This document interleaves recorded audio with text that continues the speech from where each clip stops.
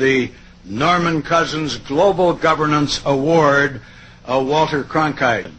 World government is the structure necessary for global justice. You, sir,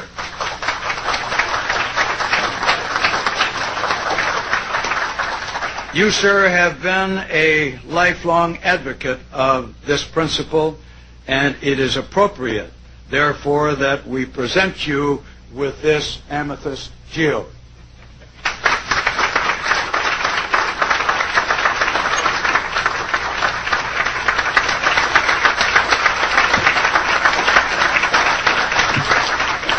Thank you very much, Mr. President.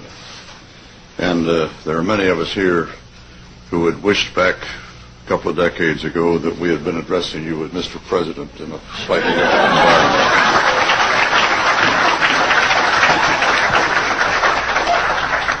And thank you, Mrs. Annan, for those lovely words you spoke. I will treasure them, and I'm greatly honored, quite obviously, by the Norman Cousins Global Governance Award. I'll try to get it right, since I will be referring to it frequently, of course, from now on.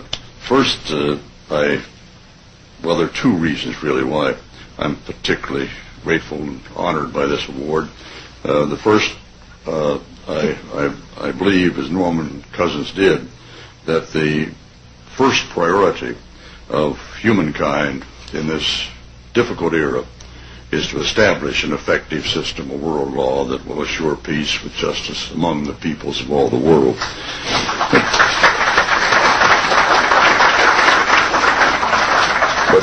But second, I feel rather sentimental about this award and this organization, because half a century ago, Norman Cousins offered me a job as the spokesman and the Washington lobbyist for the really nascent organization called World Federalists. I was honored. He and Oscar Hammerstein met me in the Waldorf and twisted my arm quite vigorously, get me to take the job, to take the place of Ted Waller, who was the first lobbyist and a noted supporter of the World Federalist movement.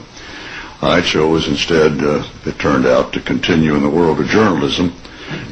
For many years, I did my best to report on the issues of the day with as much fairness as I possibly could, in objective a manner as possible to achieve.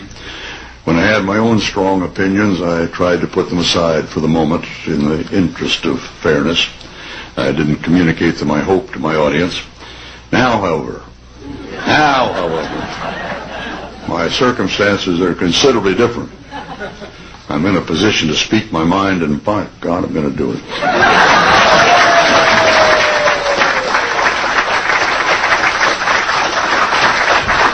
You know, those of us who are living today can truly influence the future of civilization. We can influence whether our planet is going to live or die, whether it's going to drift into chaos and violence, or whether through a monumental educational and political effort, we will achieve a world of peace under a system of law where individual violators of that law are brought to justice. For how many thousands of years now have we humans been what we insist on calling civilized? And yet, in total contradiction, we also persist in the savage belief that we must occasionally at least settle our arguments by killing each other. While we spend much of our time and a great deal of our treasure in preparing for war, we see no comparable effort in establishing peace. Meanwhile, emphasizing the sloth in this regard, those advocates who work for world peace by urging a system of world law and order, world government, if you please, are called impractical dreamers. Those impractical dreamers are entitled, it seems to me, to ask their critics, what is so darn practical about war? First, we Americans are going to have to yield up some of our sovereignty. That's going to be, to many, a bitter pill. It would take a lot of courage, a lot of faith, a lot of persuasion to them to come along with us on this necessity. Our forefathers believed that the closer the laws are to the people, the better. Cities legislate on local matters, of course. States make decisions on the matters within their borders. And the national government deals with issues that transcend the states, such as interstate commerce, foreign relations. That's what we mean by federalism. Today we must develop federal structures on a global level. To deal with world problems, we need a system of enforceable world law, a democratic federal world government. You know, what Alexander Hamilton wrote about the need for law among the 13 states applies today to the approximately 200 sovereignties in our global village, all of which are going to have to be convinced to give up some of that sovereignty to the better, greater union. Hamilton said, and it's not going to be easy, Hamilton said, to look for a continuation of harmony between a number of independent, unconnected sovereignties in the same neighborhood would be to disregard the uniform course of human events and to set at defiance the accumulated experience of ages. Most important, we should sign and ratify the Treaty for a Permanent International Criminal Court.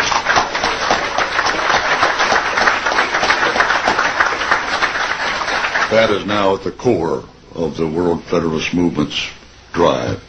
That court will enable the world to hold individuals accountable for their crimes against humanity. Their leader, Pat Robertson, has written in a book a few years ago that we should have a world government, but only when the Messiah arrives. He wrote, literally, any attempt to achieve world order before that time must be the work of the devil. Well, join me. I'm glad to sit here at the right hand of Satan. Let us hear the peal of a new international liberty bell that calls us all to the creation of a system of enforceable world law in which the universal desire for peace can place its hope and its prayers. Thank you. We would like to bring you a message from the First Lady of the United States, Hillary Rodham Clinton. Good evening and congratulations, Walter, on receiving the World Federalist Association's Global Governance Award. For more than a generation in America, it wasn't the news until Walter Cronkite told us it was the news. Every night at 6 o'clock, we welcomed you into our living rooms and listened as you explained the complex events of the day. Whether it was the space race or the Vietnam War, presidential elections, or peace treaties, you were there, telling us in simple yet riveting prose what was happening. You became a trusted member of my family and of families across America. For decades you told us the way it is. But tonight we honor you for fighting for the way it could be. We honor you for lending your voice to the cause of human rights around the world and for your lifelong commitment to international human rights law. From your reporting on the Nuremberg trials to your work with the WFA campaign to end genocide, you have stirred our consciences and challenged all of us to live closer to the words of the Universal Declaration of Human Rights. All human beings are born free and equal in dignity and rights. So thank you, Walter. Thank you for inspiring all of us to build a more peaceful and just world. We are still listening to your every word. And with your continuing leadership, we can sail across these unnavigated seas into the 21st century. And there's no better captain I can imagine than you. Thank you.